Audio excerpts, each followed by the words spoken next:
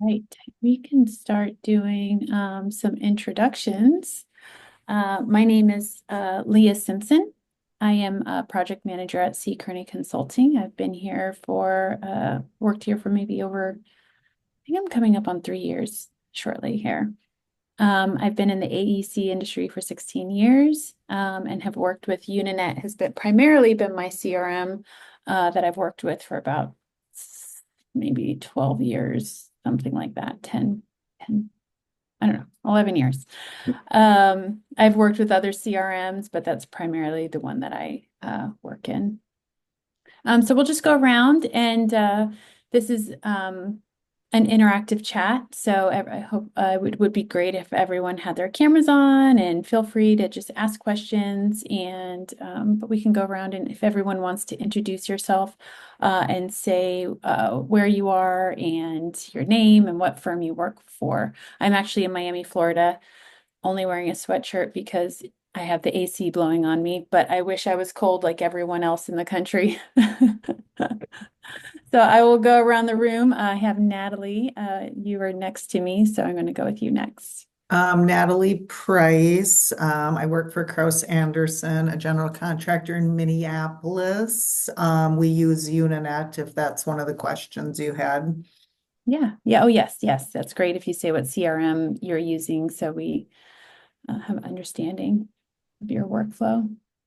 And then Amber, you're next. Just going around That my. works because I work with Natalie. So I work at Cross Anderson also based out of Minneapolis. And I'm a little jealous of you being here in Florida right now. It's not super cold yet, but it's rainy and yucky and Oh, I foggy. love it. I'm jealous of you. Not So, too bad today, but it will get bad. And yeah, so we use Uninet. awesome.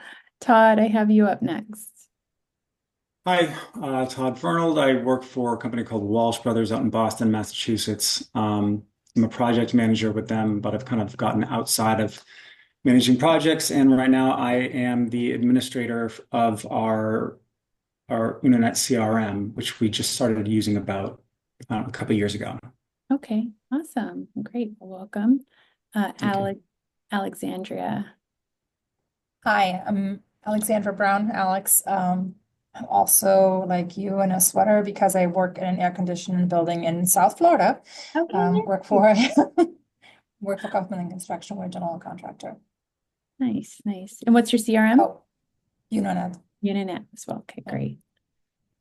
Laura. Yeah, hello. Laura Harmon. I have worked with Uninet and primarily use that and some other databases. Just interested in CRM integration. Yeah, nice, nice. Yeah, okay. Nice to see you here. It's funny. I was Yeah. like, wait, Laura Harmon, I know Lauren. Yeah. Laura. Working with you full time. Yeah, good to see you. You too. Melanie. Hi, I'm Melanie. I work for McCullough Landscape Architecture. We're based out of San Diego. And yeah, we also use Udinet for CRM. Great. With the Uninet on here. Brendan. Is it Brendan? Yeah, Brendan. Yes, Brendan Yeah. Murphy. I work with the same company as Todd.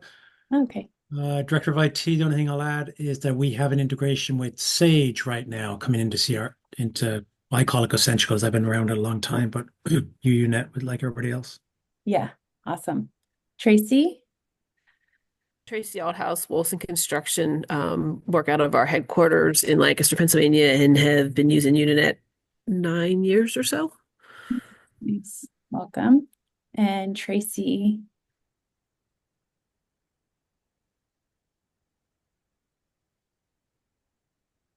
I don't know if are you on mute, Tracy, or can you hear us? I don't see you. Maybe you Can you hear me now? Oh, it's there. Oh, Terry. Oh, I hear you, Tracy. I'm sorry. Terry. Okay. I'm sorry. Yeah, that's me. You're like, I just spoke. I'm so sorry, That's Terry. okay. My sister is named Tracy as well, so I get called Tracy quite a bit. Oh, I can't hear you very well, though. I think very Uh-oh. low. Yeah, so there was an audio issue, although I still said the wrong name, but still. Let me There try we this. go. Are you able to hear me any better? It is a little better, but Can you yeah. hear me? Yeah, go ahead. Here we are. Can you hear me now? A Not little really bit. well. Yeah, go ahead. Okay, Mitchell with Rogers O'Brien Construction. We use Uninet for our CRM. We have several integrations, and I guess Viewpoint would be one, and Bridget would be another. Oh, awesome. What am I just got transitioned into a new role, so I can't even think of my title right now, but I'm application support specialist or application support manager. So that's my the CRM. Yeah, nice. That's a great title. Awesome. So I guess I'll just throw some questions out there to see what kind of integrations everybody has, and then also what kind of integrations are you maybe looking to implement? Does anybody want to go first? Is there any, let's see, which integrations are you guys focusing on? I guess that's how we could start. Is there anyone rolling out a new integration coming up that you're looking for? Oh, hi, Christina. Hey. Hi. Maybe. How are you? Good. Good. Do you want to do an introduction before we get started with our questions? Sure. Yeah. I'm Christina Gilson-Leahy, Senior Solutions Engineer at Uninet CRM, formerly Essential. Been involved with our product since its inception, including creating all of our integrations and implementing thousands of them. Awesome. That's great. Well, great to have you here. So we have some specialists on the phone who can answer any questions if you have any constraints. We're currently integrating open asset. Is that what you said, Terry? Yeah, that's great. So you have Bridget, and how is the Bridget integration? And does anybody know what Bridget is or are interested in that software? I think it's a pretty powerful tool. For our resource planning in both our operations and pre-construction departments. And so a lot of our information from our CRM, it's a one-way push. To Bridget to help us with resource planning. Are you considering to do a two-way and have your project data push back in? Is that something you're going to move towards? No. We have Procore as well. Okay. Right now, everything is FTC into Viewpoint into CRM, and then CRM is the one we push to all the others. Okay. Awesome. What other integrations does everyone else have going on? So we're actually looking to integrate our Uninet CRM with Uninet AE, the accounting side, and I kind of was wondering if others are already doing that or what the experience is like, because we are just getting started. We kind of started process months ago and we never went through with it. So just was wondering if anyone had insights. Yeah. Does anyone else have AE Connect? I've worked on AE Connect a few times.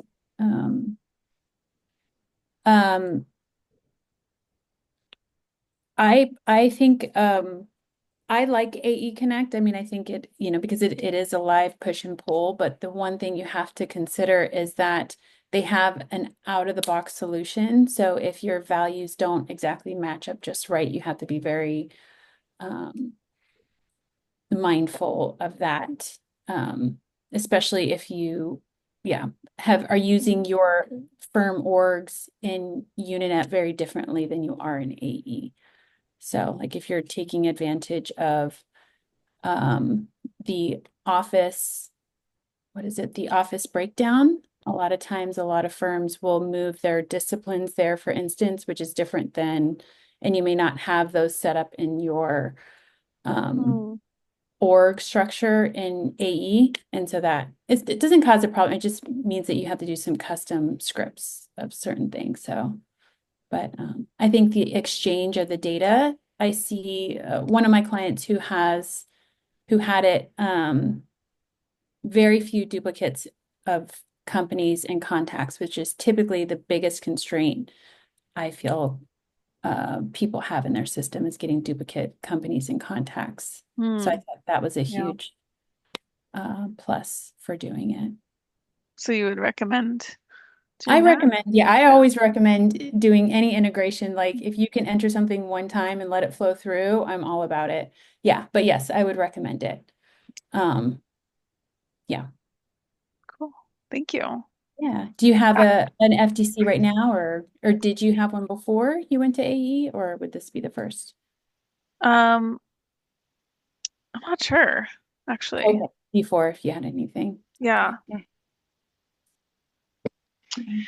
So Leah, your point about the comparison of the value list, right, Yeah. between the two, always the watchword, right, for any integration, Yeah. right, any Yeah. of that. I know my colleague Laura has worked on a ton of those as well, and she might have a couple other, like, here are things to watch out for. Here's what we see when people are going, like, if you've had CRM first, and now you're going to AE. So I'd be curious, Laura, like, what are the other things that we're not thinking of? It's the orgs, right? Understand how they are For and make sure. sure they're exactly matching. Mm-hmm. IDs, right? To make sure. But what else do people need to be aware of for that specifically? I'd say, especially at a high level, it comes down to working internally between accounting and marketing and kind of Mm-hmm. coming to understanding of some maybe fundamental data structures that might be different. And that definitely the upfront conversations about that set you up for success. Understanding what a company even is, why it's created an accounting system versus the CRM system, just so you have like a good idea of your overall data flow before you start.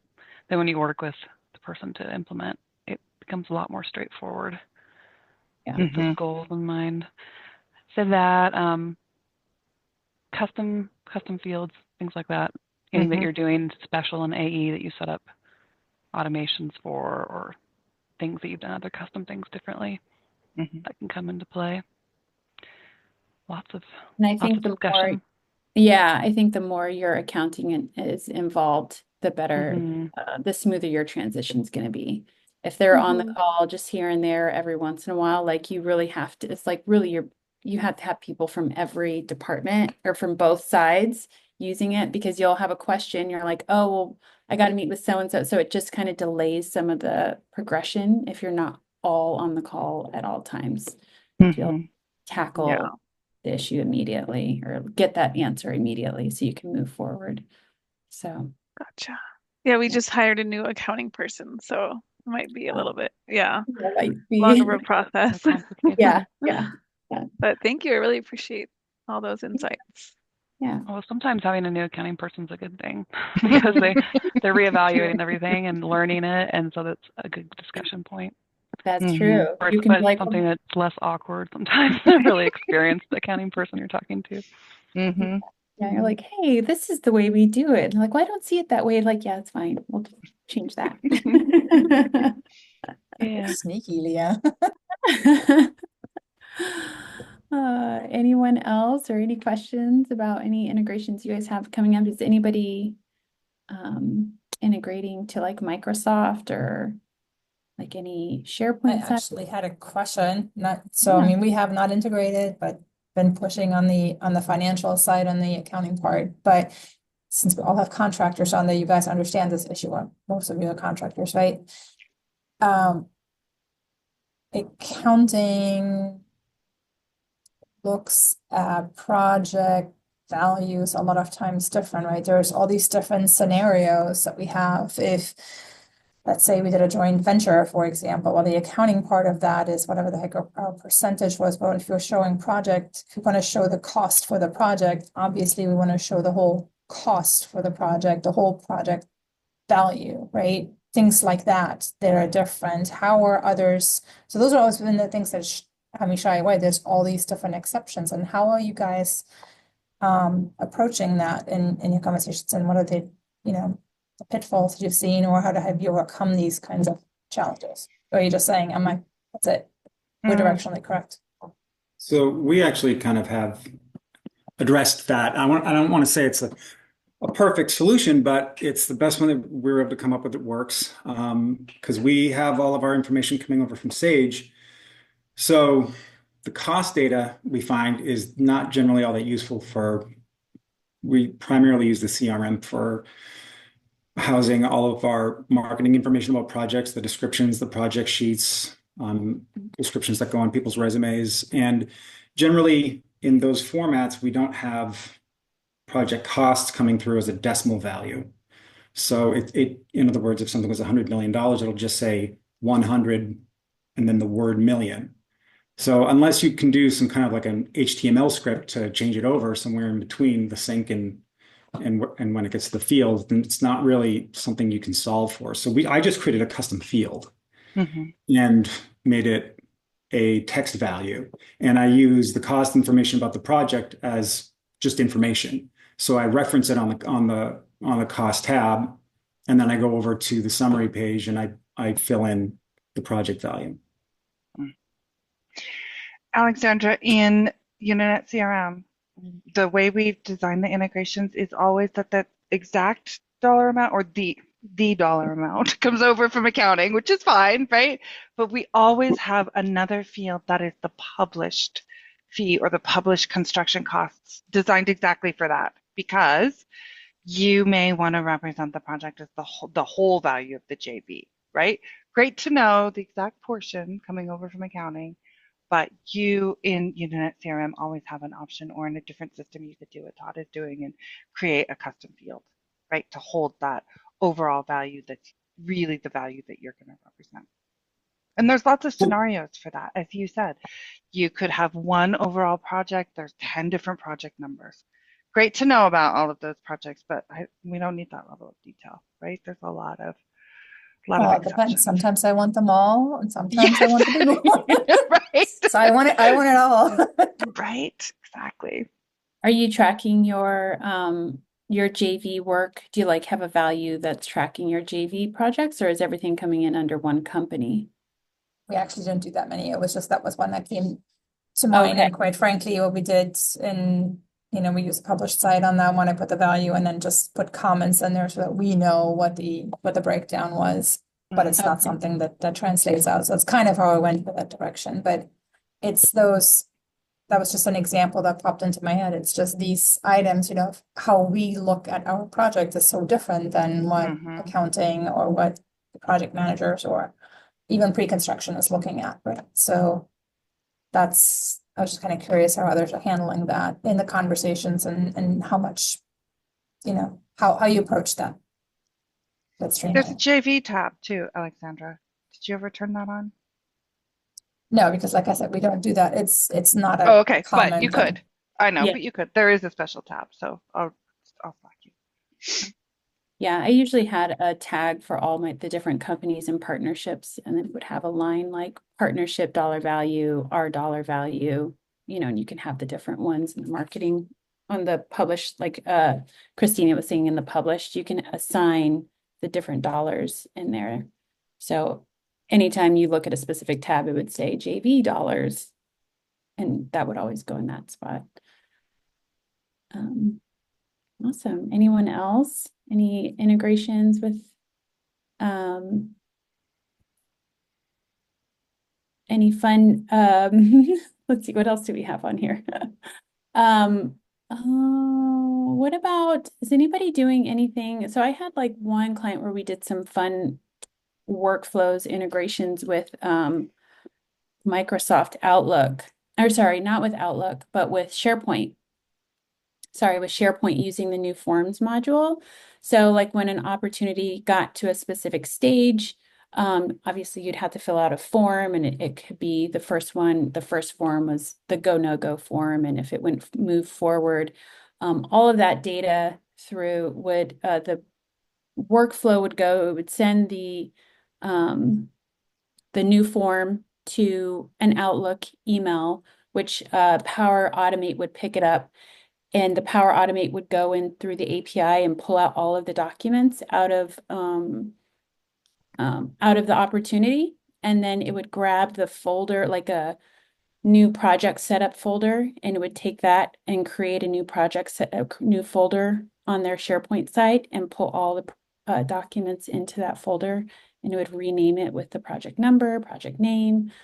Has anybody done any kind of integrations like that? Or interested in anything like that?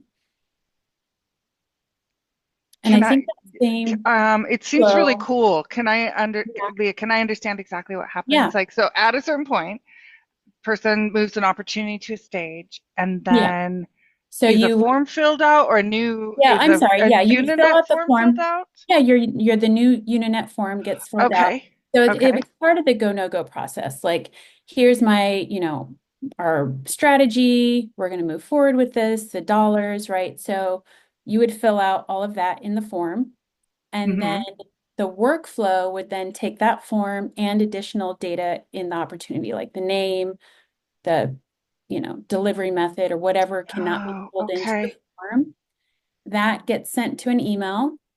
Then that email, Power Automate would pick up that email with all that data, and then it would actually send that data to the project executive and say, hey, do you want to move forward with this project? But at the same time, it that workflow would pull all the documents out of Uninet, create the folder for the marketing team, and then also notify the marketing team, like, here's the RFP documents, we're going forward with this project.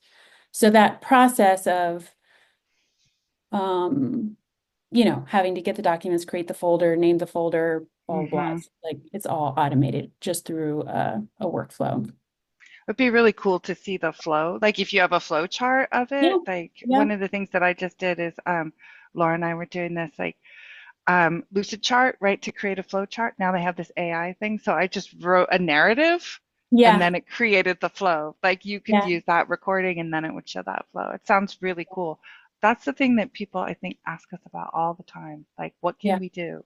How can yeah. we How simplify can it? we expedite like our internal workflows so that, like, to Mm-hmm. alleviate some of um the things that we're doing, having to the redundancies in our workflows, right? So Mm-hmm. to be able to have the folder created, labeled exactly as it's supposed to, have the documents ready to go, and then have like your marketing team notified, hey, this folder's been created, you're assigned to it, right? And then you can just be working without having to have like, I mean, obviously we still want to have human touch and have conversation around it, but it just takes away some of that tedious, like, oh, there's a RFP sitting in my email, like, you're, like, getting that out and getting it processed. So Does that workflow send the path to the folder back to the op record so you can link right to it? that would be cool, but no, it does not. Okay, because you Yeah, could use web links, right? like the If the webhook. you could no Oh, the web links, you could use those to create a link to the folder. You would name the folder just the op number, and then you could always have a live link to the folder from the op record. Does that make sense? oh, up in the top right-hand corner. Mm-hmm. Yeah, I've never been exactly. able to, you can get an opportunity to link directly to a specific folder. I've only been able to get it to like a general.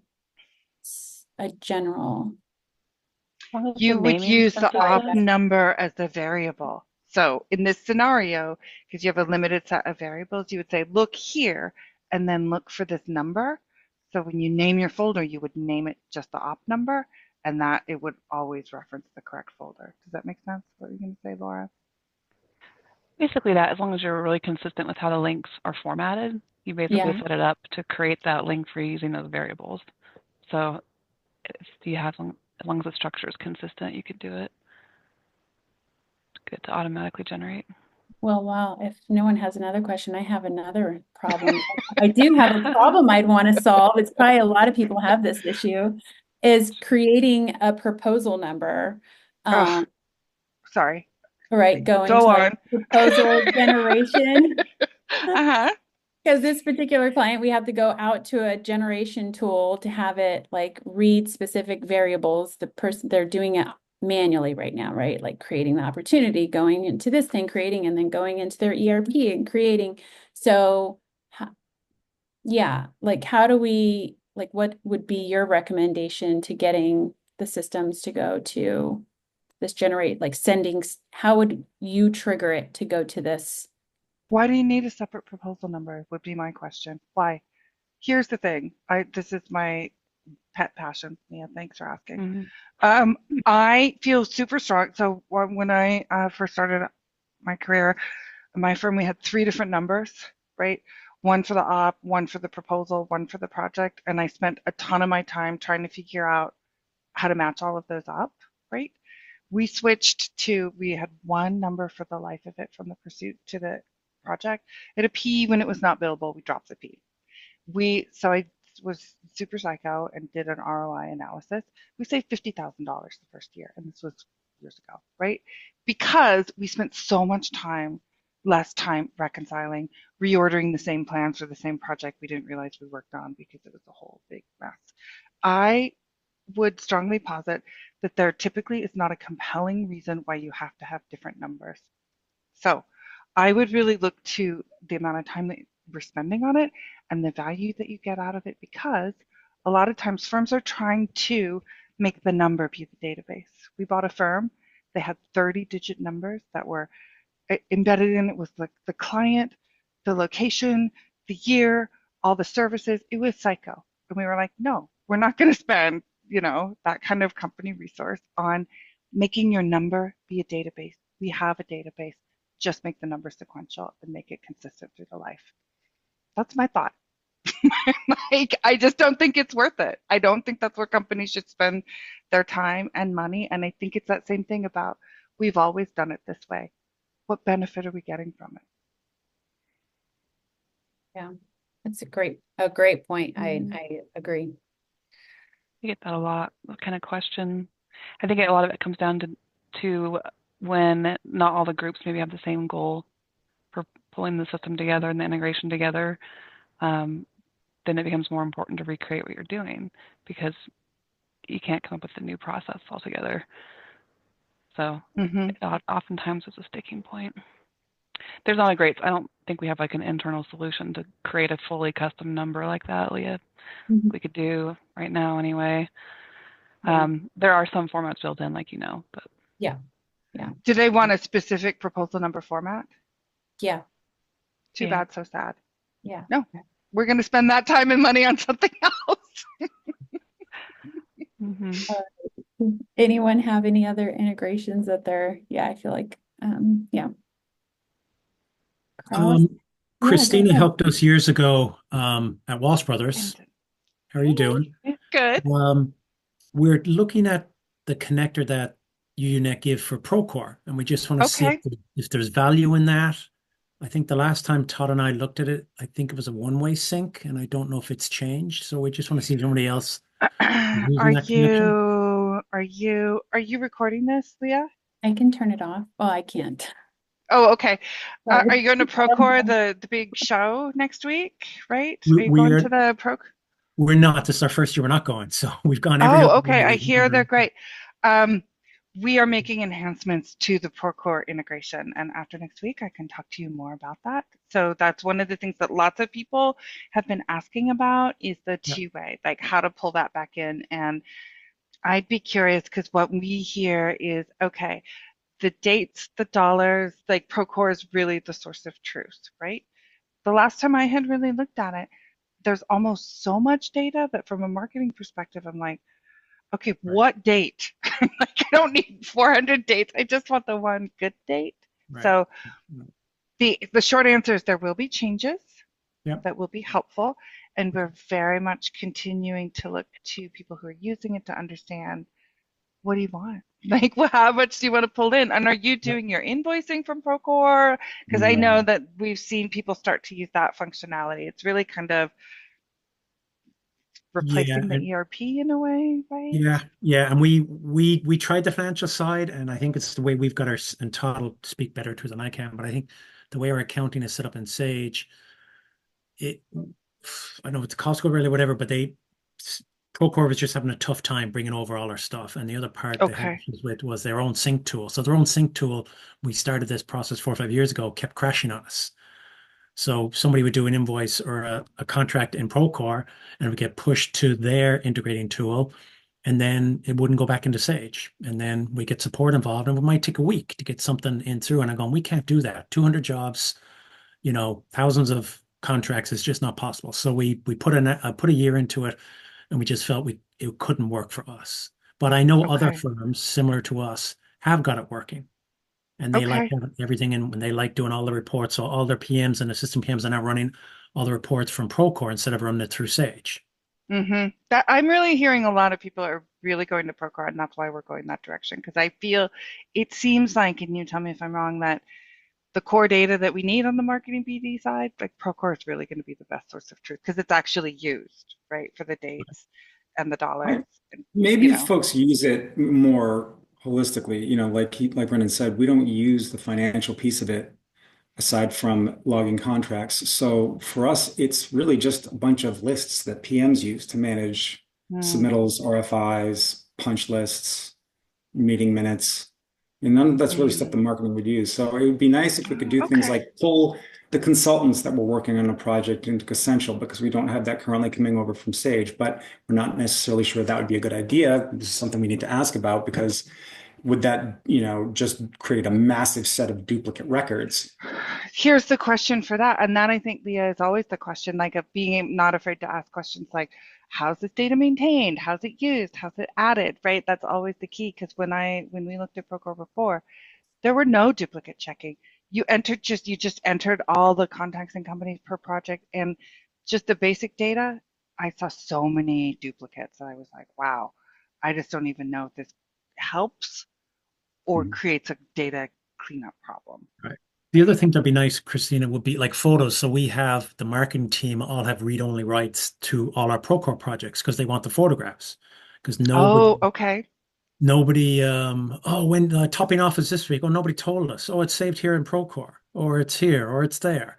So right now they just go in, if marketing hears through the grapevine, they go in and they look at the 10 to slash 100 photographs, and then they pull what they want. So it'd be nice to have like a thumbnail view, and then maybe marketing can check 5 of them, and then they sync to Essential or Yeah. Okay, that's an interesting idea. Because we don't want all your muddy fields, right? Like all that kind of stuff. Just that'd be a great idea. And that's part of our problem too with data cleanliness is Todd and I are trying to figure out, we're all trying to figure out a BI tool to help us go into all our silos. And we found that Procore, like you said, is a bit of a beast. And the data's crap in, crap out. So we have to be a little more strict, and we have to be a little more, hey guys, you have to do this, or we have to, hey, you can't close this, sort of like Essential, you can't get out of this contract unless you hit this check. You got to put in the right number here, and then we can track it that way. So, and our Procore rep has said something similar. It's really, it's another project into itself. If you are going to have silos and you're going to have a tool that looks into all your silos, you really have to try and get your data clean. Or some of these tools we're looking at saying, Brendan, we don't care. The data comes in, and if it's garbage, we have ways to clean it up for you so that when you finally see it, it looks how you want to see it. Even though it's garbage in Procore, we can have a macro, whatever you want to call it, a mapping that just cleans it up one time. So that's where we are. That's always the way, right? And BI tools, Leah, right? That's a great question too. Yeah. We didn't even tackle the Power BI side of everything. We are at time, unfortunately, I don't know if happy to stay on a little minutes longer here if you guys want to cover Power BI, but otherwise I think maybe everyone needs to get back. Or do you guys want to talk about Power BI really quick? Anybody have any? Maybe, or Christina, before you go, would you mind if you still have my email address? I should see it after the ground break, all the announcements, but if you want to email me the updated link of all your new bells and whistles. I will definitely, I'll reach out, Brendan. Thank you. I'll do that. I'd be interested in what your thoughts are, Leah and team, just on where you're seeing the future of BI, or what products might, I suppose that's the other question I should ask. What is a good AEC tool that you've seen from your other clients that they're using? Like, we've looked at 3 or 4, and myself and Todd are sort of settling on, I don't know, settling is not the right term, but we like Toric right now. We've looked at others. I don't know if you've heard of that, or if you've heard of other ones that we can look into. We're just looking for a tool that the interface is ease of use, obviously, because we are looking at fields we don't really know that much or that well. And so it just makes our life a little bit easier. We don't have to have a 6-month crash course in, Procore field terminology or Sage field terminology or UUnit. What does it do? Is that like a Power BI tool? Yeah, so they're the extractor. They go in and they place all the connectors into all my silos, and then they give you back into their one one dashboard, and from there you say, hey, I'm connecting my Sage, my accounting, my Procore, and my scheduling software, OPC. And from that, I want to look across all of them and find me a project with this, find me this, and then let us slice and dice the data any way we want. Okay, so it's like a data warehouse, basically. Yes. Yeah. Okay. Mhm. Okay. Yeah. Yeah. A lot of people are building that right now. We have several customers that we're building data warehouses for. I shouldn't say several. I have several either doing it on their own. We're helping some. But yes, a lot of people are pulling in the ERP, CRM data. I think even to, as far as open asset, Procore, connecting everything. And then usually they're pushing that into Power BI is a big push. I feel like at least everyone who's had their system long enough, this is like the next phase is like, okay, bringing everything to life. How do we start marrying this data and having some cool dashboards? Yeah, it's an exciting time. Yeah, because I know it's like we go for jobs, and I think you heard this too, Todd. All the clients now are, hey, your competitor's got a dashboard and it's showing X, Y, and Z, and you can just click on whatever, and now they can run all their cost reports, and they don't have to ask us to get a copy of the cost report. So stuff like that is where some of our competitors are getting wins, and we're not. So it's been asked for us to do something similar. Yeah. I've seen some really cool ways that people are breaking down that data within the system and the opportunity and actually creating some really nice dashboards within Uninet. And I can only imagine their Power BI dashboards viewing that data. But there are some unique ways you can, build your system out. If you build your value list properly, take advantage of some of the features like like the on-calls, or I should say reimagining your on-calls and your teamed opportunities and how you use them. In conjunction with your value list, you can get some really awesome data, even just within your system, into some dashboards. That's true. And there's a lot you can do natively, right? And it's always worth exploring, can we do it natively here? And then going into, we have a data lake product that's designed to be so that you can use your Credential data as a data source to combine into the one we hear most is Power BI. Right? Yeah. So that's the one that we see people using most of the analytics, but you can do a lot with the widgets. So we'll talk. Yeah, you can do a lot with the widgets, but it starts with like how good, how well did you map, or how well are you taking advantage of your value lists, like starting there. And then, like I said, reimagining how you actually use the opportunities within your system and how strict you are with the data you collect. I've seen people break down their services, all the way down to being able to like dive all the way down into their services and their service types from consulting to drywall and can tell you by month how much they're bringing in any office and drywall, and doing that within Uninet. So I think a lot of Uninet is just, it all starts with how you build out your value list.